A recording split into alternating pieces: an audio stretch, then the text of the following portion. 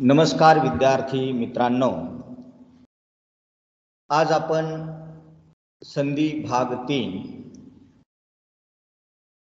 या घटकामधील उपघटक विसर्ग संधी याविषयीची माहिती या व्हिडिओमध्ये आपण पाहणार आहोत। मित्रांनो, यापूर्वी आपण स्वर संधी कशाला म्हणायचं, त्याची उदाहरणं, त्याचे नियम, त्यानंतर व्यंजन संधी कशाला म्हणायचं, त्याची उदाहरणं, त्याचे नियम आपण अनुक्रमे भाग 1 व 2 या व्हिडिओमध्ये आपण पाहिलेले आहे। आज आपण विसर्ग संधी या घटकाचा अभ्यास करणार आहोत। तर विसर्ग संधीचा अभ्यास करत असताना सर्वप्रथम आपण विसर्ग संधी कशाला म्हणायचं ते पाहूया। तर मुलांनो, विसर्ग संधी म्हणजे एकत्र येणाऱ्या वर्णातील पहिला वर्ण विसर्ग व दुसरा वर्ण व्यंजन किंवा स्वर असतो तेव्हा त्यास विसर्ग संधी असे म्हणतात। मुलांनो, विसर्ग संधीचे स्वरूप जर आपण पाहिले तर विसर्ग संधीचे स्वरूप विसर्ग प्लस व्यंजन किंवा स्वर असे असते। म्हणजे पहिला जो वर्ण असतो तो विसर्ग येईल पहा, आणि त्याच्या पुढे येणारा जो वर्ण आहे तो व्यंजन किंवा स्वर, म्हणजे विसर्गाच्या पुढे व्यंजन किंवा स्वर येतो आणि त्याच्यातून जो संधी बनतो त्याला विसर्ग संधी असं म्हणतात। आता याचं उदाहरण प्रत्यक्षपणे आपण पाहूया। पहिलं उदाहरण पहा, मनोरंजन हे उदाहरण आहे पहा। मनोरंजन या शब्दाची आपण फोड केली, विग्रह केला तर मन प्लस रंजन असा त्याचा विग्रह होईल पहा। अर्थातच मन या पहिल्या शब्दातील शेवटी जर आपण पाहिलं तर विसर्ग आहे पहा, आणि दुसऱ्या शब्दातील पहिला वर्ण र आहे। याचाच अर्थ पहिल्या शब्दातील जो वर्ण आहे तो विसर्ग आहे पहा। पहिल्या शब्दातील शेवटचा वर्ण हा विसर्ग आहे आणि दुसरा वर्ण जो आहे, दुसऱ्या शब्दातील पहिला वर्ण जो आहे तो र आहे, आणि म्हणून इथं विसर्ग प्लस व्यंजन म्हणून इथं विसर्ग संधी झालेली आहे पहा। दुसरं उदाहरण पाहूया पहा, अधोवदन याचा विग्रह केला अध प्लस वदन। पहिल्या शब्दातील शेवटचा वर्ण विसर्ग आहे पहा आणि दुसऱ्या शब्दातील पहिला वर्ण व आहे, म्हणजे विसर्ग प्लस व्यंजन म्हणून विसर्ग संधी इथं होतोय पहा।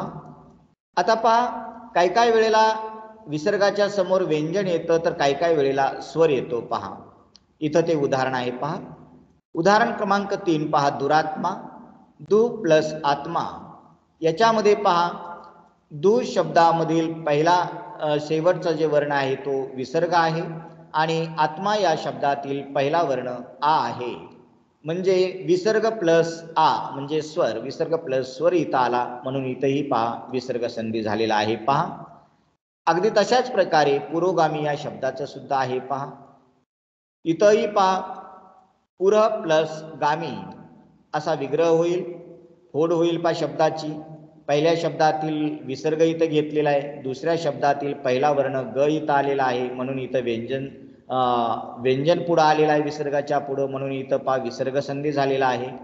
आता मुलांनो, विसर्ग संधीची व्याख्या पाहिल्यानंतर, त्याचं उदाहरण पाहिल्यानंतर आपण विसर्ग संधीचे जे काही नियम आहेत ते नियम आपण इथं पाहूया पहा। पहिला नियम आहे विसर्ग संधीमध्ये, तो म्हणजे विसर्गाच्या मागे अ हा स्वर व पुढे मृदू व्यंजन आले तर विसर्गाचा उ होतो व मागील अ मध्ये मिसळून त्याचा ओ होतो। आता पहा, प्रत्यक्षपणे उदाहरण घेऊन पाहूया आपण। पहिलं उदाहरण घेतलेलं आहे पहा, अधोवदन असा शब्द आहे, त्याचा आपण फोड केला, विग्रह केला पहा।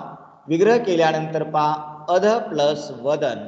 आता पहा, इथं नियम काय सांगतोय पहा, विसर्गाच्या मागे अ हा स्वर, विसर्गाच्या मागे म्हणजे इथं पहा अध, विसर्गाच्या मागे ध आहे, ध, या ध मध्ये अ मिसळलेला आहे म्हणजे अ हा स्वर आहे पहा. व पुढे मृदू व्यंजन आले, पुढचा शब्द आहे वदन, विसर्गाच्या पुढे व, व हा मृदू व्यंजन आहे पहा.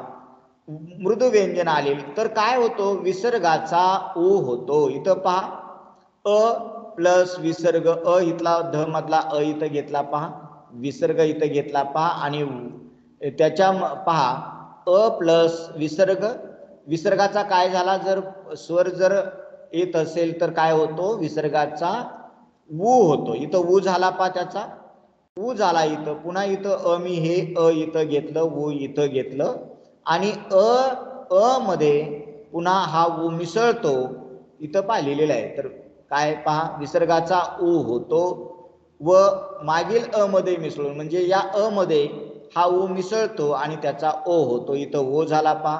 हा ओ पुन्हा या ध मध्ये मिसळला गेला, ध मध्ये मिसळला गेला आणि धो झालं, अधो वदन असा संधी तयार झाला पहा. समजलं नसेल तर पुन्हा एकदा पहा. दुसरं उदाहरण घेऊया आपण. यशोधन, यशोधन शब्दाचा आपण विग्रह केला, यश प्लस धन. याच्यामध्ये पहा यश, यश त्याच्या पुढे विसर्ग आलेला आहे, विसर्गाच्या पाठीमागे इथं श मध्ये अ आहे पहा, म्हणून अ प्लस विसर्ग, अ च्या पुढे विसर्ग आला, अर्थातच त्या विसर्गाचा इथं ऊ झाला पहा आणि म्हणून अ प्लस ऊ इथं आला, अ मध्ये ऊ मिसळल्यानंतर ओ झाला.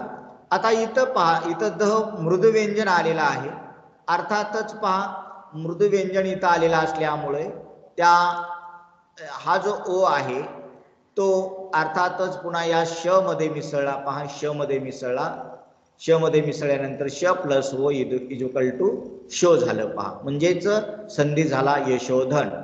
तिसरा आहे पहा वयोवृद्ध, वयोवृद्ध वय प्लस वृद्ध. इथंही पहा विसर्गाच्या मागे य मधला अ इथं आलेला आहे, विसर्ग आला, अ चा इथं स्वर आलेला असल्यामुळं अर्थातच विसर्गाचा ऊ झाला, तो ऊ अ मध्ये मिसळला, त्याचा ओ झाला आणि अर्थातच त्या पुन्हा तो ओ य मध्ये मिसळला, या य मध्ये मिसळला, त्याचा य झाला आणि संधी झाला वयोवृद्ध. त्याच्यानंतर नमो नमः, नमो नमः मध्ये सुद्धा पहा नमः प्लस नमः, अर्थातच इथंही पहा म मधला अ इथं आला, विसर्ग पुन्हा आला आणि अर्थातच अ आलेला विसर्गाच्या मागे अ आलेला असल्यामुळे त्याचा ओ झाला, तो ओ अ मध्ये मिसळला, त्याचा ओ झाला आणि हा ओ म मध्ये या म मध्ये मिसळल्यामुळे त्याचा मो झाला, म्हणून नमो नमः असा संधी झाला पहा. तर हा नियम लक्षात ठेवा, विसर्गाच्या मागे अ हा स्वर व पुढे मृदू व्यंजन आले तर विसर्गाचा ऊ होतो व मागील अ मध्ये मिसळून त्याचा ओ होतो. त्याच्यानंतर पहा दुसरा नियम आहे, विसर्गाच्या मागे अ आ खेरीज म्हणजे याच्याशिवाय अ आ शिवाय इतर स्वर व पुढे स्वर किंवा मृदू व्यंजन आले तर विसर्गाचा र होऊन संधी होतो. आता बघा आपण उदाहरण घेऊया प्रत्यक्षपणे. दुर्जन उदाहरण घेतलेलं आहे पहा. दुर्जनची फोड केली, दु प्लस जन अशी फोड केली, अर्थातच इथं दु प्लस जन अशी फोड केल्यानंतर विसर्गाच्या मागे अ किंवा आ खेरीज इतर स्वर आलाय का पाहूया आपण. अर्थातच विसर्गाच्या मागे जर पाहिलं द प्लस उ प्लस विसर्ग म्हणजे दु हा जो शब्द आहे, विसर्गाच्या मागे इथं अ आ खेरीज स्वर आलेला आहे पहा, उ स्वर आलेला आहे पहा, दु आणि त्याच्या पुढे विसर्ग आहे म्हणजे दु, म्हणजे विसर्गाच्या मागे उ हा स्वर आलेला आहे आणि पुढे काय म्हटलेलं आहे पहा, पुढे स्वर किंवा मृदू व्यंजन आले तर आणि त्याच्या पुढे मृदू व्यंजन किंवा स्वर. आता इथं व्यंजन आलेलं आहे, मृदू व्यंजन आलंय पहा ज, अर्थातच पहा ज हे मृदू व्यंजन आल्यामुळे काय होतंय, विसर्गाचा र होऊन संधी होतो. अर्थातच इथं ज आलं म्हणून काय झालं पहा, हे द प्लस उ इज प्लस विसर्ग दु आणि या विसर्गाचा काय झाला र झाला पहा. म्हणून इथं पहा दूर शब्द तयार झाला पहा. आणि जन तर इथं आहेच मूळ, म्हणून इथं दुर्जन असा शब्द तयार होतोय पहा. म्हणजे विसर्गाचा र होतोय पहा. दुसरं उदाहरण पाहूया पहा. निरंतर असा शब्द आहे. निरंतरची आपण फोड केली. नि प्लस अंतर. नियम सांगतोय विसर्गाच्या मागे अ आखेरीज जर दुसरा स्वर आला, अ आखेरीज जर दुसरा स्वर आला तर काय होतंय पहा. पुढे स्वर किंवा मृदू व्यंजन आले तर. इथं पहा दुसरा आले का स्वर किंवा मृदू व्यंजन. अर्थातच इथं मागे इथं ई स्वर आलेला आहे पहा. हा ई स्वर या नी मध्ये आहे पहा, म्हणून इथं ई घेतला मी. त्याच्यानंतर विसर्ग घेतला आणि पुढे त्या विसर्गाच्या पुढे जर स्वर किंवा मृदू व्यंजन आली, इथं काय आले अंतर. याचाच अर्थ स्वर आलेला आहे पहा, म्हणून इथं मी अ घेतलं पहा. आता पहा विसर्गाच्या मागे अ आखेरीज जर स्वर आलेला आहे आणि पुढं विसर्गाच्या पुढे स्वर आलेला आहे पहा अ. अर्थातच स्वर आला त्याच्यामुळे काय झाला या विसर्गाचा र झाला, म्हणून नी इथं मी नी घेतला.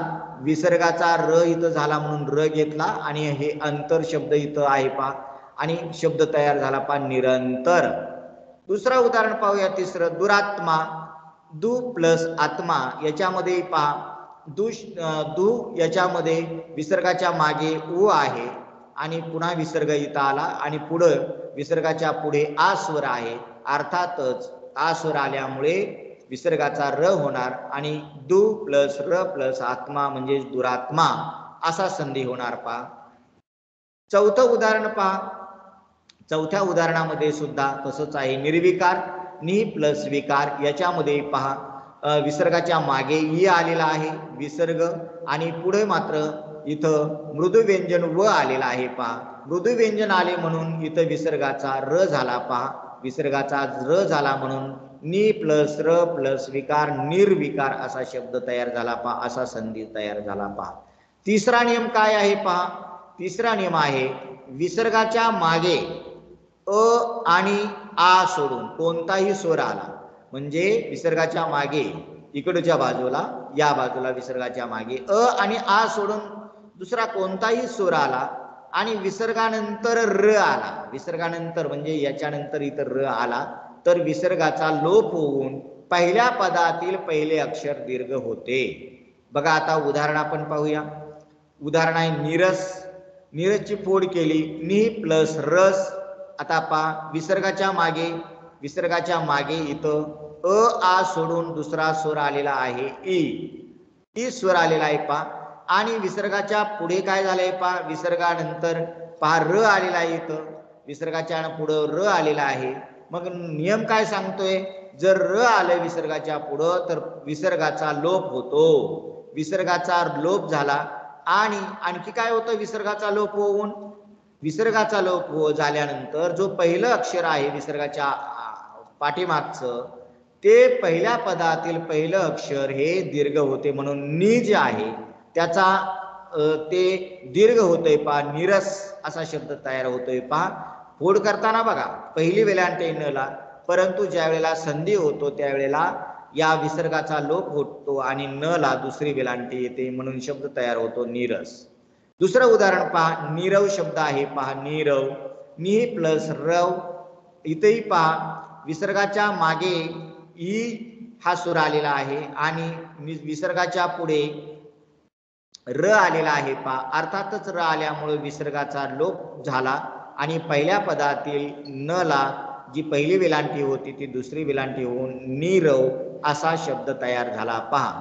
त्याच्यानंतर पहा मुलांनो विसर्गात चौथा नियम आहे विसर्गाच्या जागी र त्यामागे अ आणि पुढे मृदू वर्ण आल्यास र कायम राहतो व संधी होतो. बघा आता उदाहरण पहिलं पुनर्जन्म. हा शब्द आपण उदाहरणासाठी घेतला पहा. पुनर्जन्माची फोड केली, पुनर प्लस जन्म.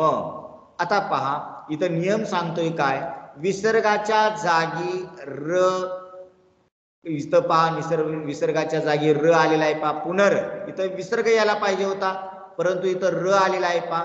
त्यामागे अ, न प्लस अ आहे ना, विसर्गाच्या रच्या मागे अ आलेला आहे पहा.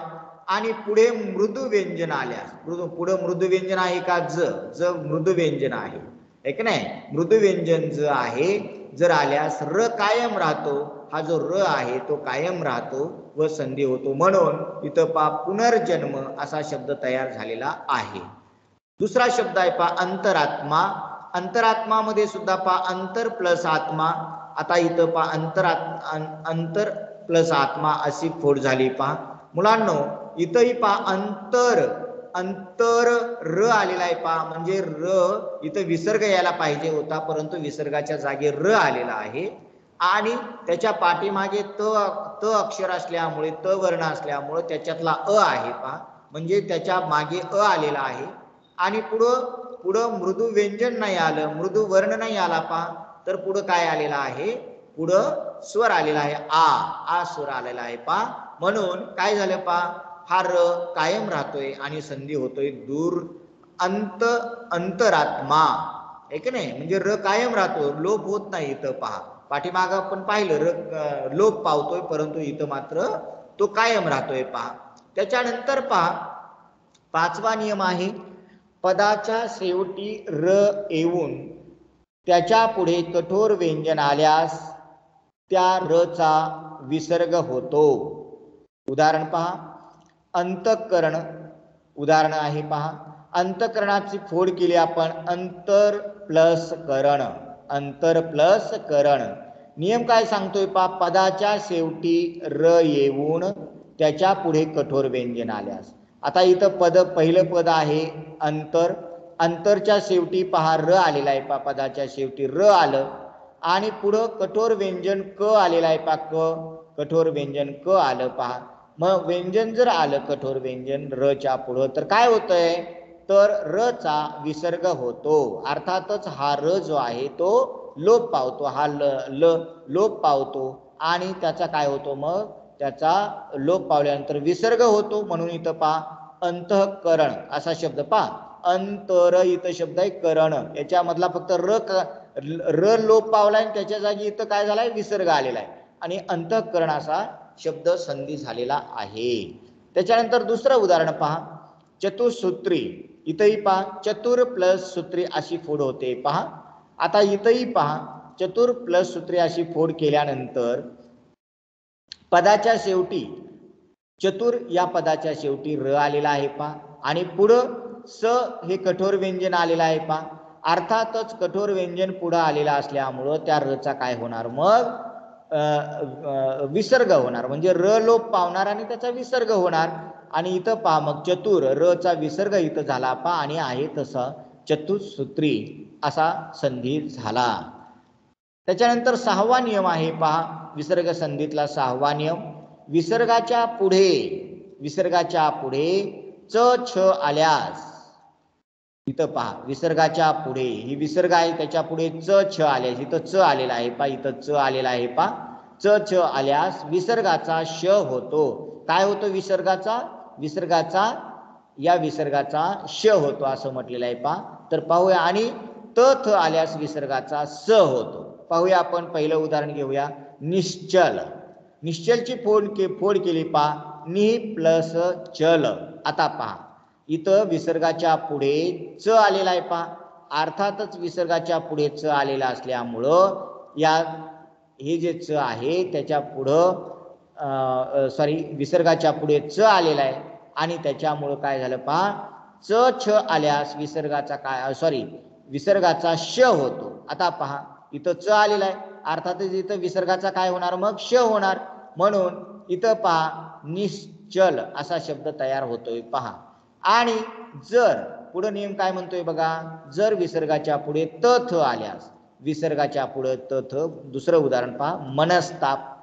मन प्लस ताप, इथंही पहा विसर्गाच्या पुढे त आलेला आहे पहा त आलेला आहे की नाही. त जर आलं तर काय होतं विसर्गाच्या पुढे त थ आल्यास विसर्गाचा स होतो म्हणजे हा विसर्ग जाणार आणि त्याच्या काय होणार स होणार. इथं पहा इथं मन आणि ते या विसर्गाचा स झाला पाहिजे आणि हा ताप इथं जोडला गेला म्हणजे मनस्ताप असा संधी झाला. त्याच्यानंतर पहा सातवा नियम आहे. सातवा नियम विसर्गाच्या पुढे श स आल्यास विसर्ग विकल्पाने कायम राहतो किंवा लोप पावतो. आता पहा उदाहरण पाहूया आपण. नंबर 1 उदाहरण आहे दुःशासन. दुःशासन पहा इथं विसर्गाच्या पुढे श आलेला आहे पहा. शासन मधला श आलेला आहे पहा. श आल्यास काय होते पहा विसर्ग विकल्पाने कायम राहतो. इथं विसर्ग विकल्पाने कायम राहिलेला आहे पहा आहे की नाही. विसर्ग आहे श आहे म्हणजे तो कायम राहतो शब्द. म्हणजे जर विसर्गाच्या पुढे श स आलं तर विसर्ग विकल्पाने कायम राहतो किंवा लोप सुद्धा पावतो. काही वेळेला तो कायम राहतो आणि काही वेळेला तो लोप पावतो. तर इथं पहा उदाहरण आहे दुःशासन. इथं पहा दुःशासन मध्ये दुःशासन असा आपण फोड केली पहा. विसर्गाच्या पुढे श आलेला आहे. काही वेळेला दुःशासन अशा प्रकारे हा कायम राहिलेला आहे पहा विसर्ग.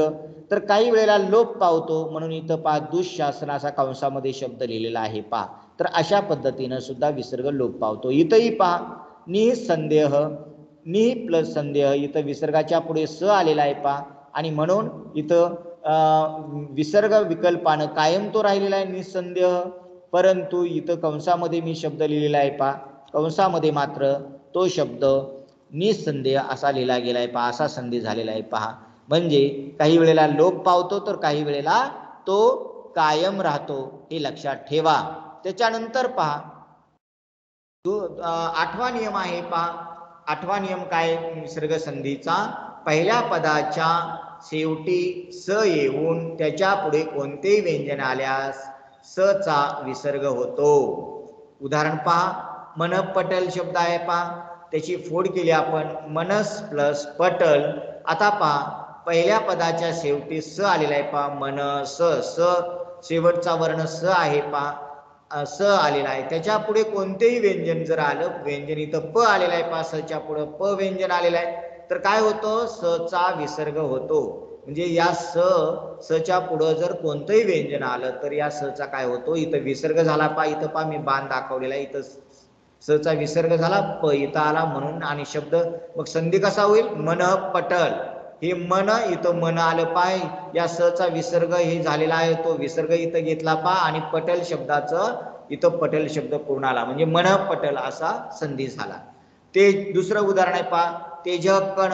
तेजस प्लस कण. इथंही पहा पहिल्या शब्दातील शेवटचा जो वर्ण आहे स आहे आणि दुसऱ्या शब्दातील पहिला वर्ण क आहे.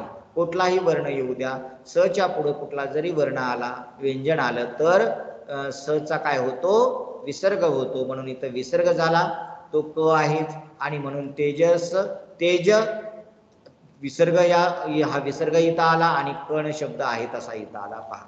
त्याच्यानंतर आठवा नियम पहा विसर्गाच्या मागे अ किंवा पुढे क ख प फ यापैकी कोणतेही व्यंजन आल्यास विसर्ग कायम राहतो. विसर्गाच्या मागे आता पाहूया आपण. इथं पहा प्रातःकाल शब्द आहे पहा.